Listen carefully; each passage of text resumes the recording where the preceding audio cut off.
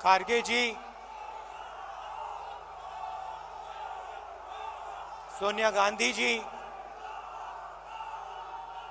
भूपेश बघेल जी, केसी वेणुगोपाल जी,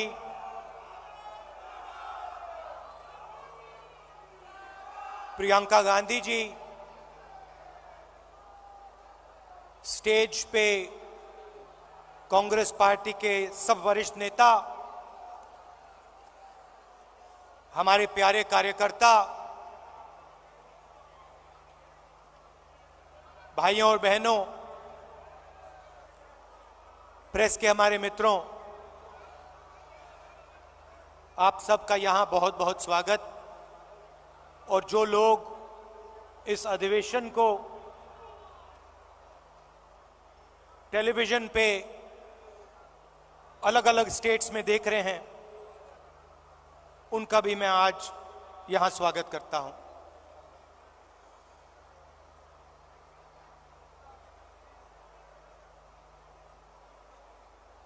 चार महीने कन्याकुमारी से श्रीनगर तक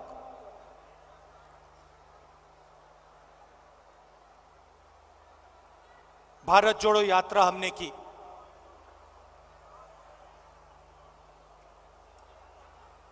वीडियो में आपने मेरा चेहरा देखा, मगर हमारे साथ लाखों लोग चले थे। हर स्टेट में चले, बारिश में, गर्मी में, बर्फ में, एक साथ हम सब चले।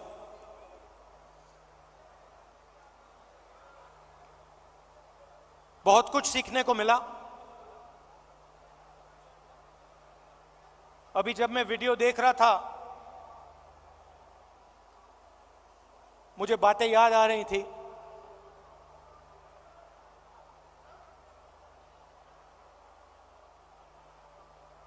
वीडियो में आपने देखा होगा,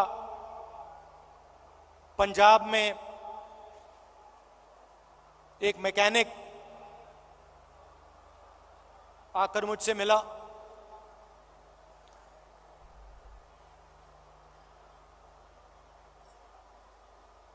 मैंने उसके हाथ पकड़े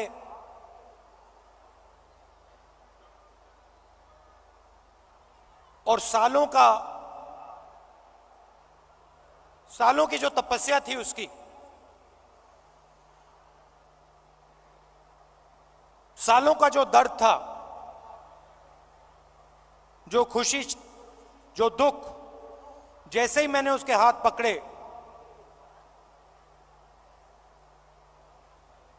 हाथों से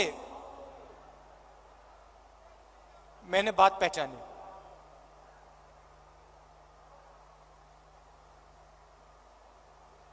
वैसे ही लाखों किसानों के साथ जैसे ही हाथ पकड़ते थे, जैसे ही हाथ मिलाते थे, गले लगते थे, एक ट्रांसमिशन सा हो जाता था। शुरुआत में बोलने की जरूरत होती थी, क्या करते हो, कितने बच्चे हैं, क्या मुश्किलें हैं। ये एक डेढ़ महीना चला, उसके बाद बोलने की जरूरत नहीं होती थी।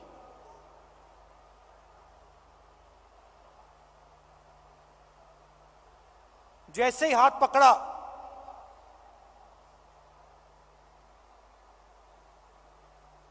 गले लगे, सन्नाटे में एक शब्द नहीं बोला जाता था, मगर जो उनका दर्द था, जो उनकी मेहनत थी, एक सेकंड में मुझे समझ आ जाती थी। और जो मैं उनसे कहना चाहता था, बिना कुछ बोले वो समझ जाते थे। अभी मैंने देखा, आपने वो बोट रेस देखी होगी केरल में।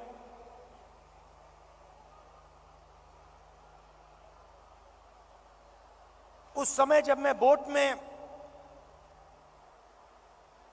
बैठा था,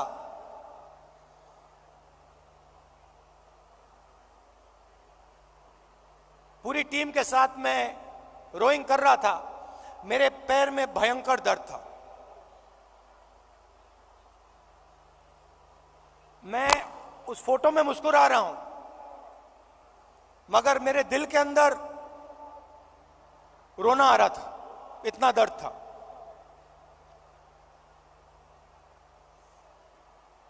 मैंने यात्रा शुरू की,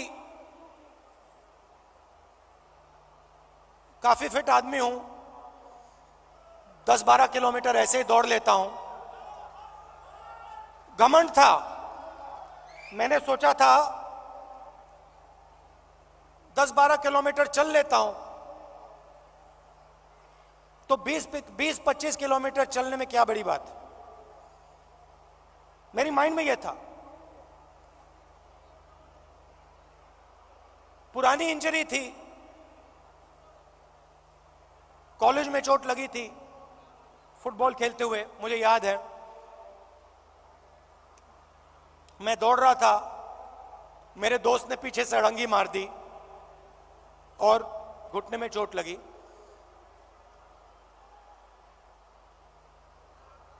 दर्द गायब हो गया था, सालों के लिए दर्द गायब था। और अचानक जैसे ही मैंने यात्रा शुरू की, दर्द वापस आ गया।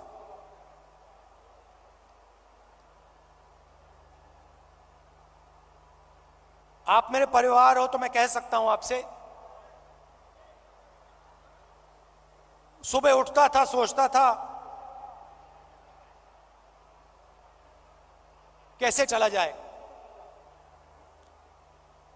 और फिर उसके बाद सोचता था कि भाई 25 किलोमीटर नहीं, 3,500 चलने, केरला की बात है, 3,500 किलोमीटर चलने हैं, कैसे चलूंगा।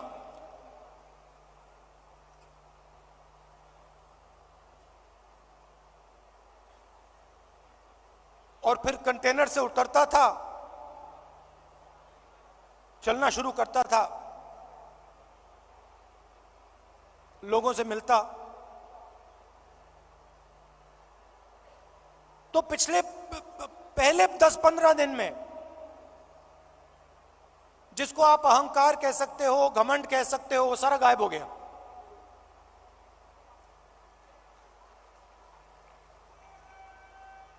क्यों गायब हुआ?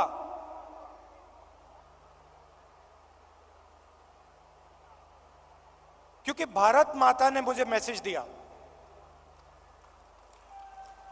देखो तुम अगर निकले हो, अगर कन्याकुमारी से कश्मीर चलने निकले हो, तो अपने दिल से अहंकार मिटाओ, घमंड मिटाओ, नहीं तो मत चलो। और मुझे ये बात सुननी पड़ी, मुझे ये बात सुननी पड़ी। मुझ में उतनी शक्ति नहीं थी कि मैं इस बात को ना सुनूं। और आस्ते आस्ते मैंने नोटिस किया,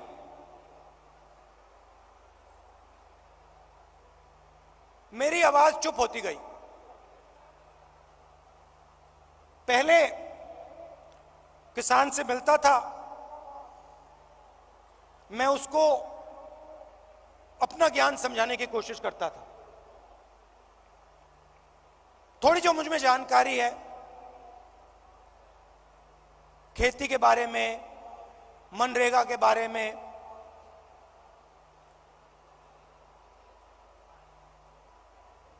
फर्टिलाइजर के बारे में, मैं कहने की कोशिश करता था।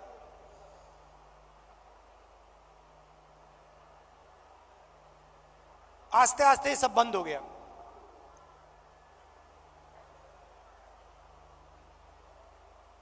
शांति सी आ गई।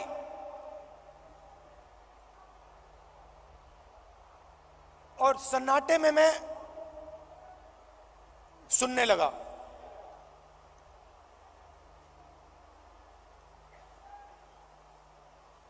ये आस्ते आस्ते आस्ते आस्ते ये बदलाव आया। और जब मैं जम्मू कश्मीर पहुंचा,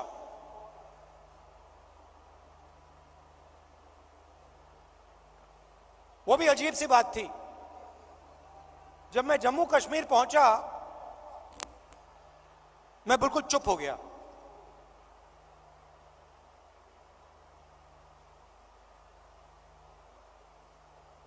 कह लो जैसे मेडिटेशन करता है प्रियंका और मैं, विपासना करते हैं, वैसी बात हो गई कि बिल्कुल चुप हो गया मैं।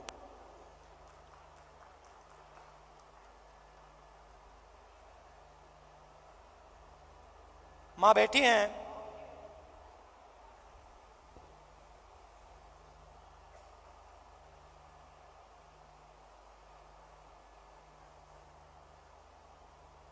मैं छोटा सा था, 1977 की बात है।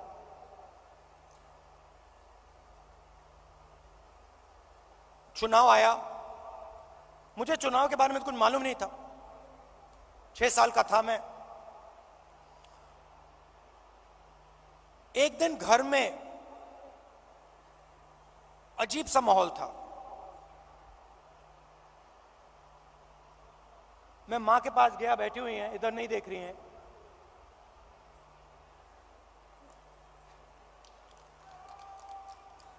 मां के पास गया, मैंने मां से पूछा मम्मी क्या हुआ? और मां कहती हैं हम घर छोड़ रहे हैं।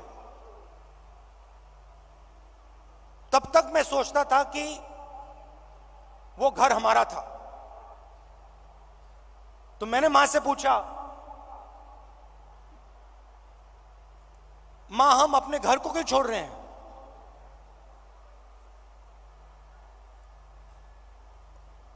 और पहली बार मां ने मुझे बताया कि राहुल ये हमारा घर नहीं है,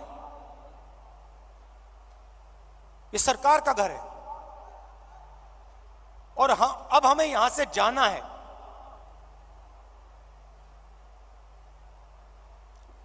मैंने मां से पूछा, मां कहां जाना है? कहती है नहीं मालूम।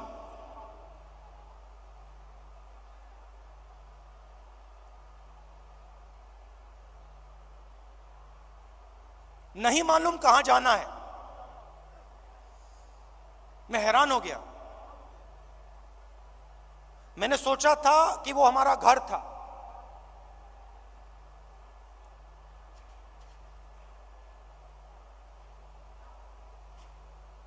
बावन साल हो गए,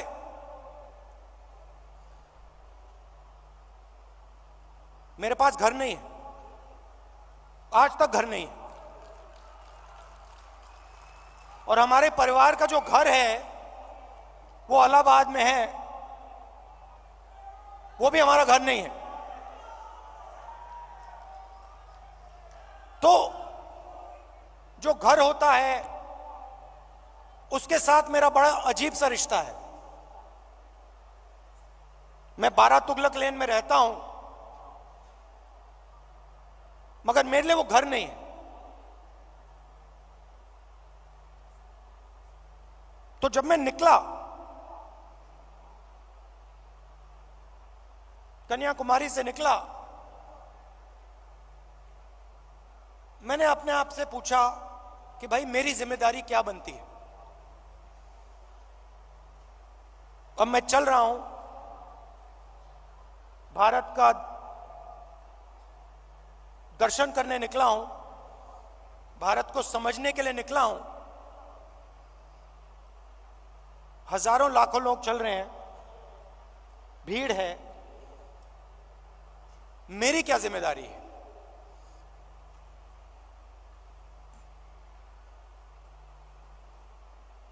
मैंने थोड़ी देर सोचा और फिर मेरे दिमाग में एक आइडिया आया।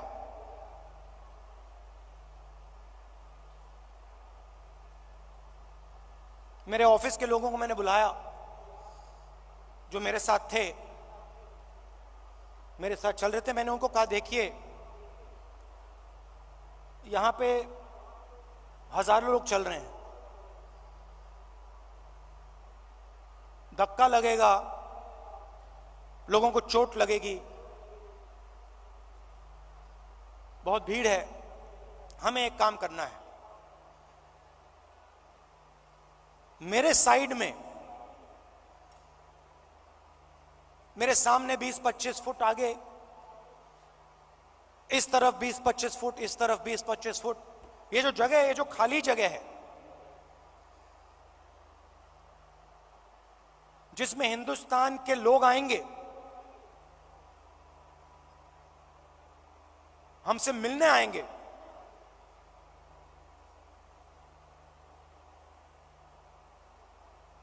अगले 4 महीने के लिए वो हमारा घर है।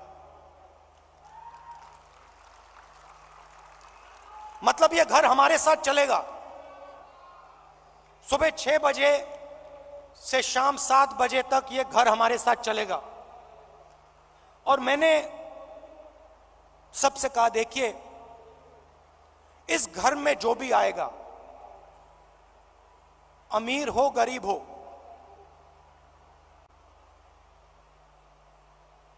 बुजुर्ग हो युवा हो बच्चा हो,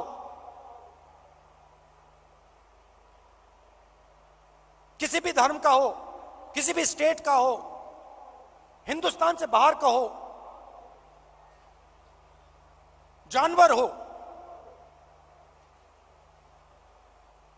उसको यह लगना चाहिए कि मैं आज अपने घर आया हूं।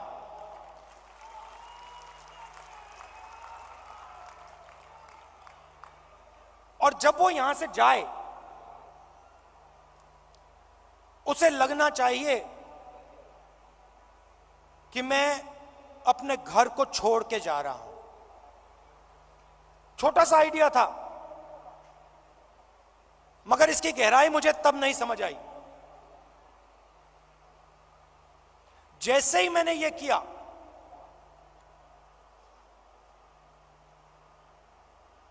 जिस दिन मैंने यह किया, उस दिन यात्रा बदल गई, जादू से बदल गई।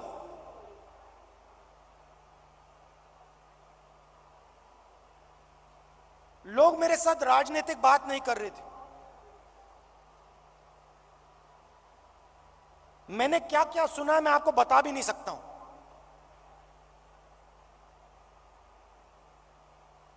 हिंदुस्तान की महिलाओं ने मुझे क्या कहा है इस देश के बारे में, मैं आपको बता नहीं सकता हूं।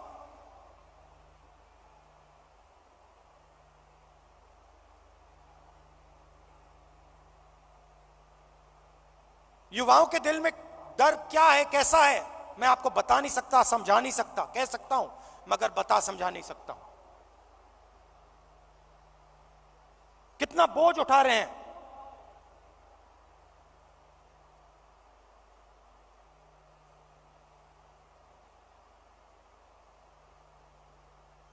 तो बिल्कुल रिश्ता बदल गया।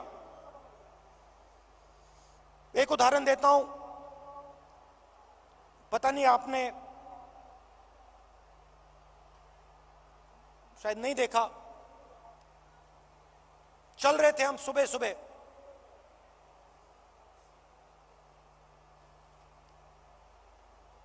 साइड में एक महिला भीड़ में खड़ी थी। झिझक के उसने ऐसे किया मुझे।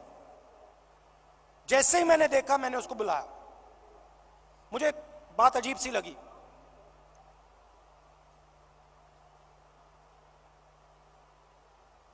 मेरे पास आई, मैंने हाथ पकड़ा, मुझे एकदम मालूम पड़ गया कि कुछ ना कुछ गलत है। जैसे मैं प्रियंका का हाथ पकड़ता हूं वैसे मैंने उसका हाथ पकड़ा था, कोई फर्क नहीं। मैंने सोचा उस समय, मैंने उस समय सोचा ये मेरी बहन नहीं है, ये मैं क्या कर रहा हूं? जो मेरा प्यार मेरी बहन के लिए है मैं इसको कैसे दे रहा हूं? अजीब सा लगा।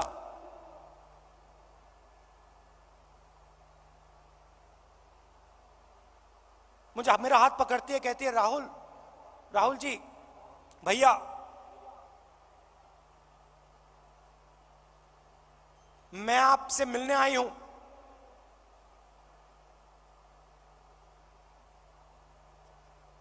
क्या बात है? मेरा पति मुझे मार रहा है, पीट रहा है।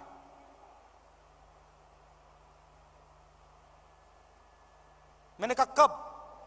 कहती है अभी अभी वो मुझे मार रहा था, मैं घर से भागी हूं आपसे मिलने। तो मैंने कहा कि पुलिस को बुलाएं। कहती है नहीं नहीं नहीं, पुलिस को नहीं बुलाइए।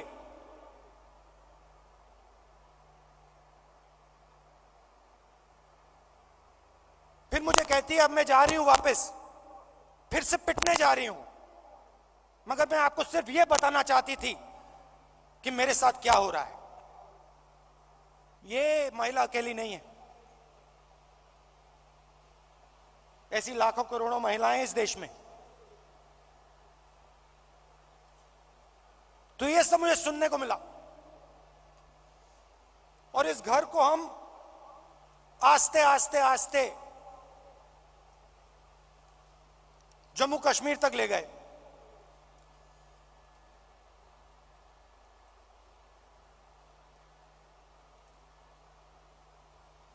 पता नहीं, शायद मेरा परिवार सालों पहले वहां से आया।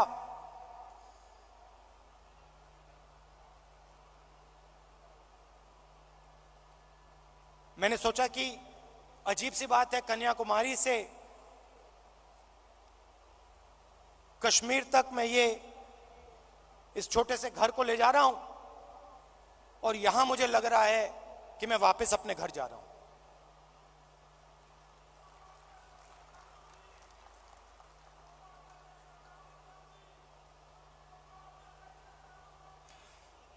कश्मीर में हम घुसते हैं,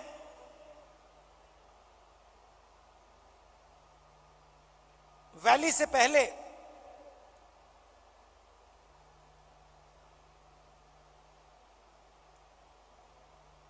बर्फ है, धूप है,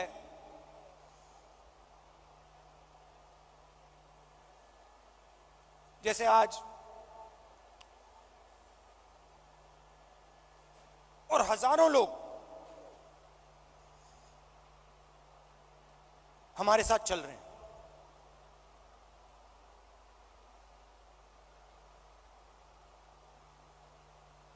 एक लड़का आता है मेरे पास, मेरे साथ चलता है और मुझसे कहता है राहुल जी मैं आपसे एक सवाल पूछना चाहता हूं। मैंने कहा क्या? कहता है राहुल जी जब कश्मीर के लोगों को दुख होता है, जब हमारे दिल में चोट लगती है,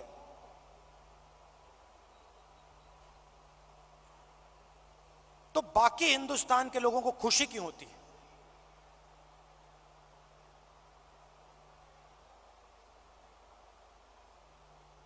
मैंने कहा गलतफहमी में हो, ऐसी कोई बात नहीं है। मैं कन्याकुमारी से यहां तक आया हूं, मैं दावा देके कह सकता हूं कि करोड़ों लोगों के दिल में यह भावना नहीं है। करोड़ों लोग हर हिंदुस्तानी के दर्द के साथ, हर हिंदुस्तानी के साथ खड़े हैं। चुने हुए लोग हैं, मैंने कहा चुने हुए लोग हैं जो खुश होते हैं।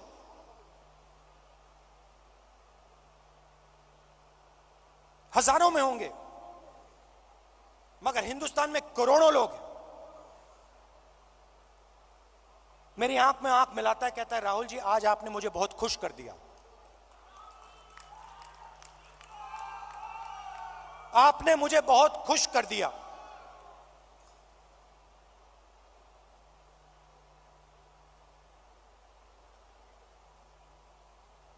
बातचीत करते हुए मैं देख रहा था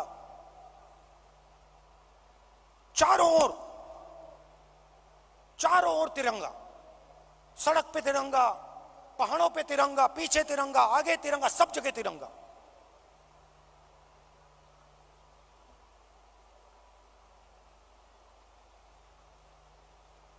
फिर हम वैली में घुसे। वैली में घुसते हैं,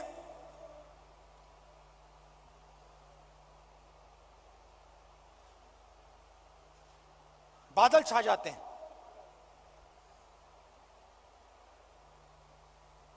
धूप गायब हो जाती है, और जैसे ही हम घुसते हैं, पुलिस वालों ने हमें कहा था कि 2000 लोग आएंगे। मेरे सिक्योरिटी वालों ने सोचा था 2000 लोग आएंगे। जैसे ही हम घुसते हैं, वहां पे 40,000 लोग खड़े।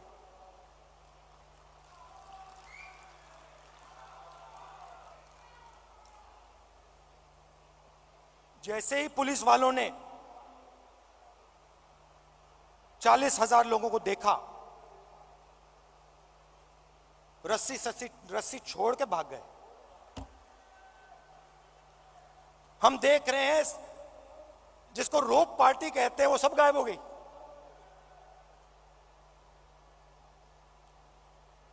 सब गायब हो गई।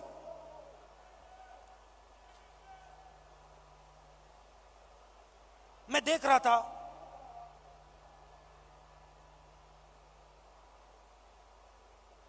हिंदुस्तान के सबसे टेररिस्ट इन्फेस्टेड जिले में जहां भी आप देखो, तिरंगा तिरंगा तिरंगा तिरंगा तिरंगा, सब जगह। कौन उठाए थे तिरंगा? हमारे पास सिर्फ 125 यात्री थे। कश्मीर के लोग तिरंगा उठाए थे। एक ने नहीं उठाया था, हजारों ने उठा रखा था। और यही कहानी पूरे कश्मीर में, अनंतनाग, पुलवामा, जिसको टेररिस्ट इन्फेक्टेड डिस्ट्रिक्ट कहा जाता है, हर डिस्ट्रिक्ट में पहाड़ों पे, सड़क पे, आगे पीछे तिरंगा। किसके हाथ में? कश्मीरी युवाओं के हाथ में।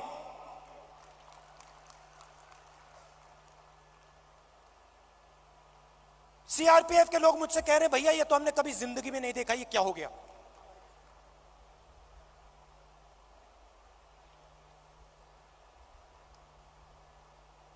फिर मैं आया, पार्लियामेंट में मैंने प्रधानमंत्री जी का भाषण सुना।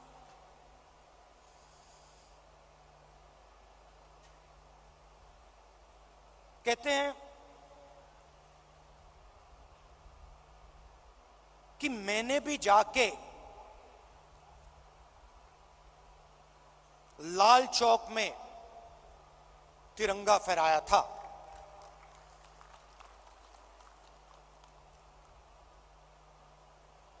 मैं सुन रहा था, मैंने सोचा, देखिए, हिंदुस्तान के प्रधानमंत्री को बात समझ नहीं आई, बात समझ नहीं आई।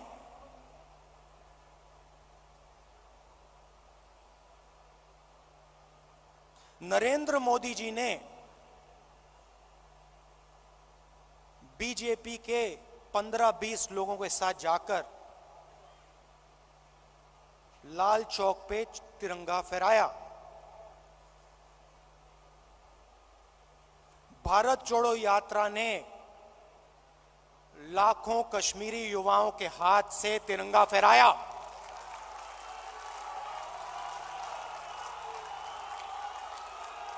प्रधानमंत्री को फर्क नहीं समझ आया। हमने हिंदुस्तान की भावना, इस झंडे की भावना जम्मू कश्मीर के युवाओं के अंदर डाल दी। आपने अपने झंडे की भावना जम्मू कश्मीर के युवाओं से छीन ली। यह फर्क है हम में और आप में।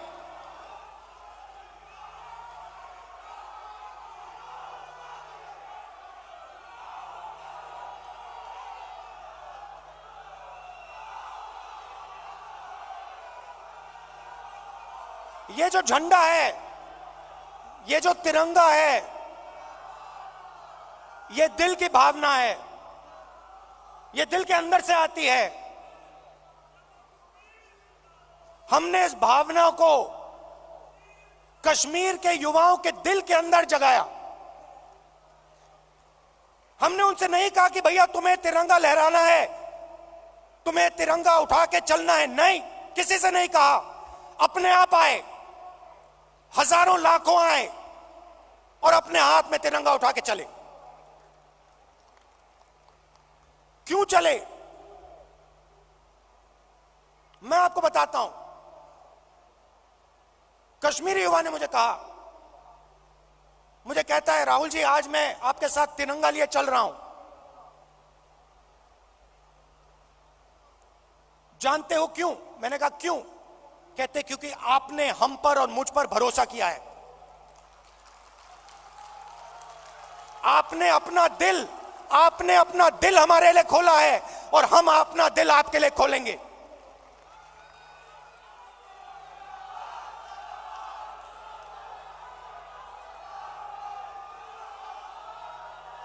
यह फर्क है। हिंदुस्तान एक भावना है, एक सोचने का तरीका है, इज्जत है, आदर है, मोहब्बत है। और ये जो झंडा है, जो तिरंगा है, इसका इस भावना का ये चिन्ह है। और भारत जोड़ो यात्रा ने इस भावना को पूरे देश में फैलाया है। और यह काम राहुल गांधी ने नहीं किया है, यह काम कांग्रेस के कार्यकर्ता ने किया है, कांग्रेस के नेताओं ने किया है, हिंदुस्तान की जनता ने किया है।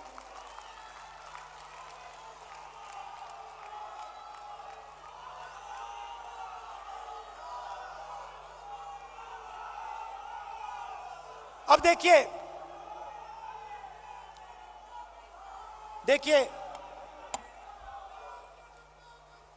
सरकार की सोच के बारे में आज आपको बताना चाहता हूं।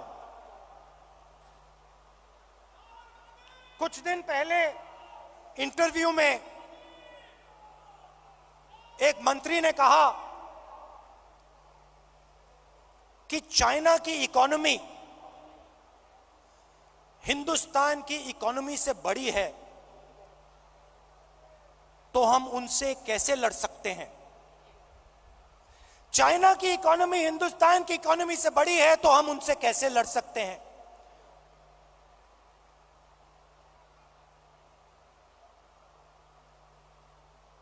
जब अंग्रेज हम पर राज करते थे, क्या उनकी इकोनॉमी हमारी इकोनॉमी से छोटी थी?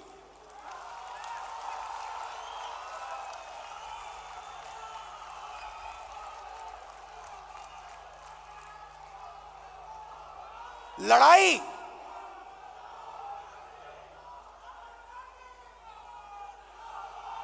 इसका मतलब जो आपसे शक्तिमान है उससे आप लड़ो ही मत, जो आपसे कमजोर है उसी से लड़ो।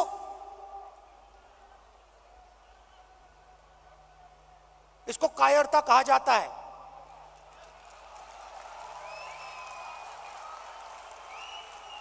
सावरकर की विचारधारा,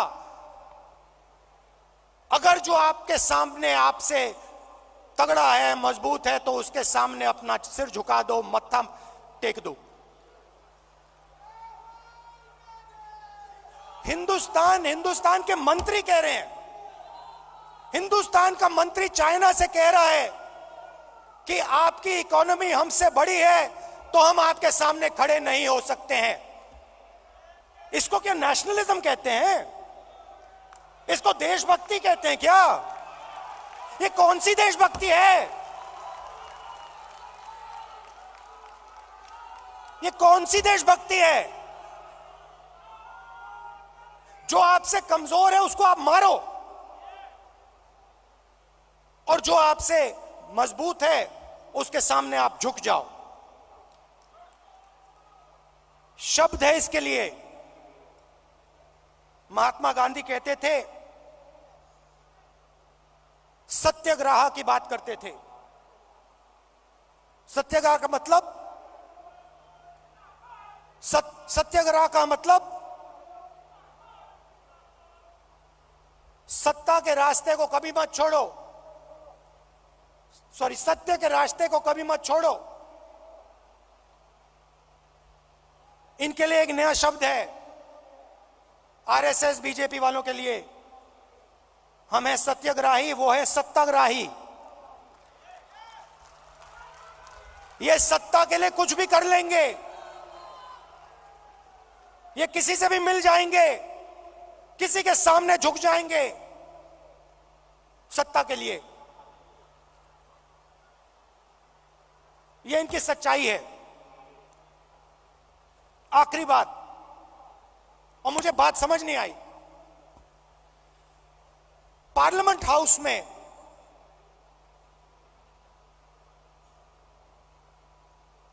मैंने एक उद्योगपति पे आक्रमण किया, अदानी जी पे मैंने आक्रमण किया। मैंने कहा कि अदानी जी 609 नंबर से दूसरे नंबर तक कैसे पहुंचे। आपकी जो फॉरेन पॉलिसी बनती है, चाहे वो बांग्लादेश हो, चाहे वो इजराइल हो, ऑस्ट्रेलिया हो, श्रीलंका हो, सब जगह उनको फायदा मिलता है। इजराइल में सारे के सारे डिफेंस के कॉन्ट्रैक्ट मिल गए। श्रीलंका में एक व्यक्ति कहता है कि राजापाक्सा जी ने उन्हें कहा कि नरेंद्र मोदी जी ने दबाव डालकर अदानी जी को कॉन्ट्रैक्ट दिलवाया। तो मैंने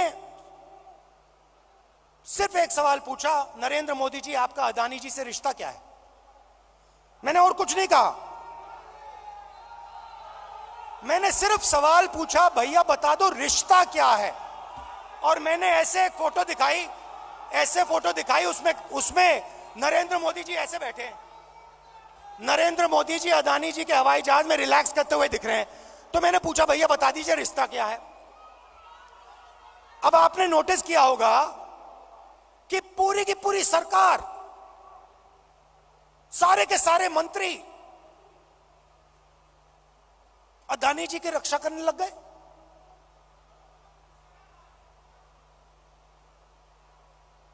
अदानी जी की रक्षा करने लग गए। कहते हैं जो अदानी जी पे आक्रमण करता है वो देशद्रोही है। मतलब अदानी जी देश के सबसे बड़े देशभक्त बन गए। और बीजेपी और आरएसएस इस व्यक्ति की रक्षा कर रही है। सवाल यह उठता है, रक्षा क्यों कर रही है? क्या है इस अदानी में जो बीजेपी और आरएसएस को, सब मंत्रियों को इसकी रक्षा करने की जरूरत पड़ रही है?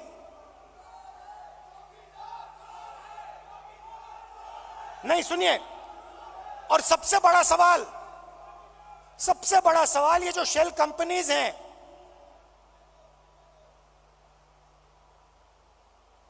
जो हजारों करोड़ रुपया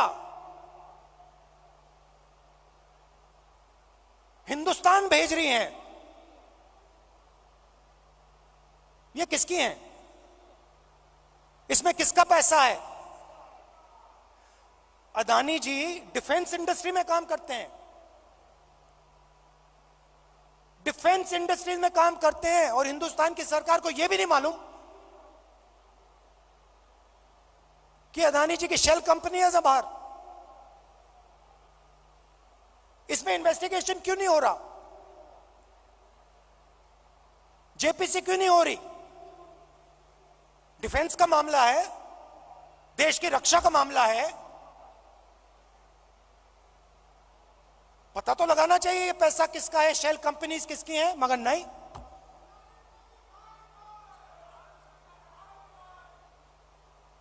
तो ये बहुत बड़ा सवाल है। एलआईसी का इन्वेस्टमेंट है, उनका नुकसान हुआ है। ऑस्ट्रेलिया में फोटो दिखती है, नरेंद्र मोदी जी बैठे हैं, स्टेट बैंक चेयरमैन बैठे हैं, वहां के चीफ मिनिस्टर बैठे हैं, अदानी जी बैठे हैं एक मेज पर।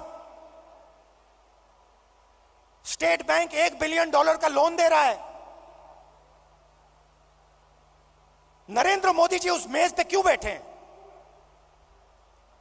क्या लेना देना नरेंद्र मोदी जी का स्टेट बैंक और अदानी के बीच में? क्या लेना देना? तो ये सवाल है, और ये सवाल मैंने पूछे, नरेंद्र मोदी जी से पूछे, बहुत सीधा जवाब था, कोई रिश्ता नहीं है। सिंपल सा जवाब था। हमने पूछा रिश्ता क्या है, नरेंद्र मोदी जी कह सकते थे कोई रिश्ता नहीं।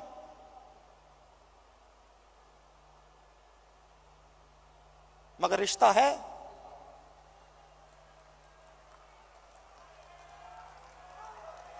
रिश्ता है। भाइयों और बहनों,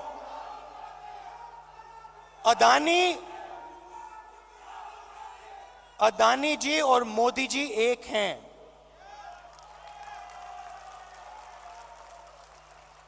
एक हैं।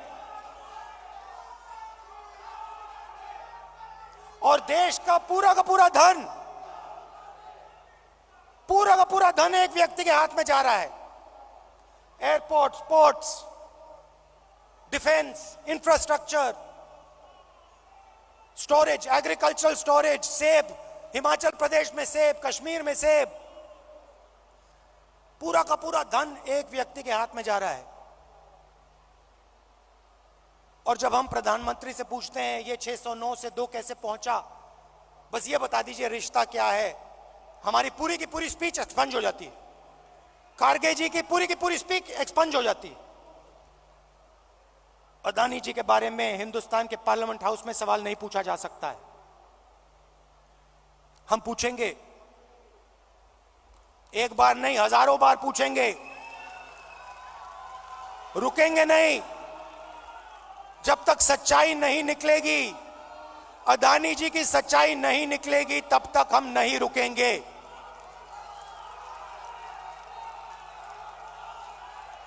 क्योंकि, और इसका एक कारण है भाई और बहनों, और खास तौर से जो लोग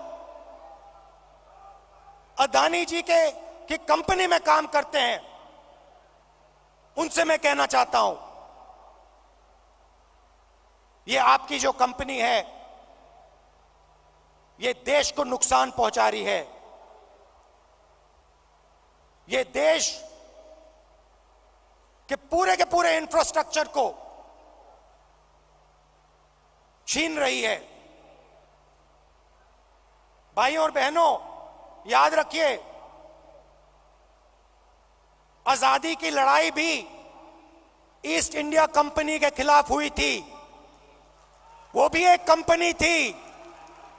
उस कंपनी ने भी हिंदुस्तान का सारा धन, सारा इंफ्रास्ट्रक्चर,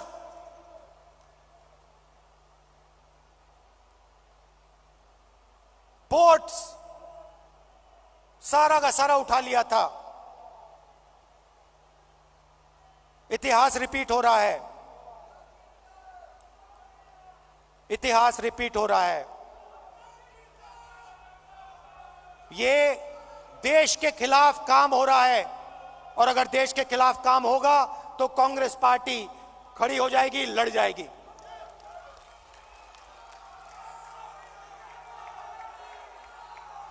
आखिरी बात कहना चाहता हूं, देखिए, यह पार्टी तपस्वियों की पार्टी है।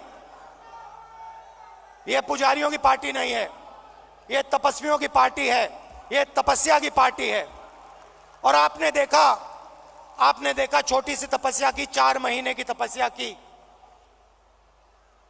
और आपने देखा कांग्रेस पार्टी में कैसी जान आई, कांग्रेस पार्टी के कार्यकर्ता में कैसी जान आई,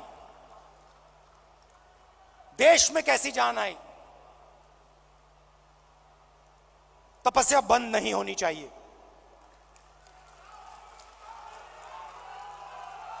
तपस्या बंद नहीं होनी चाहिए। प्रोग्राम चलना चाहिए, तपस्या का प्रोग्राम होना चाहिए, उसमें हर कांग्रेस के कार्यकर्ता को शामिल होना चाहिए, हर नेता को शामिल होना चाहिए। उस प्रोग्राम में दर्द लगना चाहिए, मुश्किल होनी चाहिए, पसीना निकलना चाहिए, चोट लगनी चाहिए। खारगे जी कांग्रेस के प्रेसिडेंट हैं, सीनियर नेता बैठे हैं, तपस्या का प्रोग्राम बनाइए।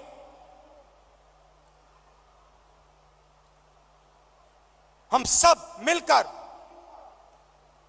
तपस्या में शामिल होंगे, अपना खून अपना पसीना इस देश को देंगे। और जैसे मैं आपको गारंटी देता हूं, जैसे ही हम तपस्या में खड़े हो जाएंगे, पूरा का पूरा हिंदुस्तान हमारे साथ तपस्या में खड़ा हो जाएगा, क्योंकि यह देश तपस्वियों का है।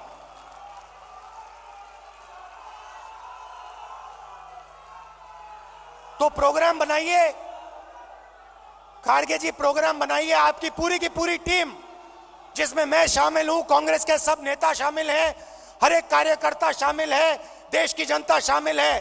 उस प्रोग्राम को हम चलाएंगे, तपस्या करेंगे, अपना खून पसीना देंगे। बहुत बहुत धन्यवाद। जय हिंद, नमस्कार।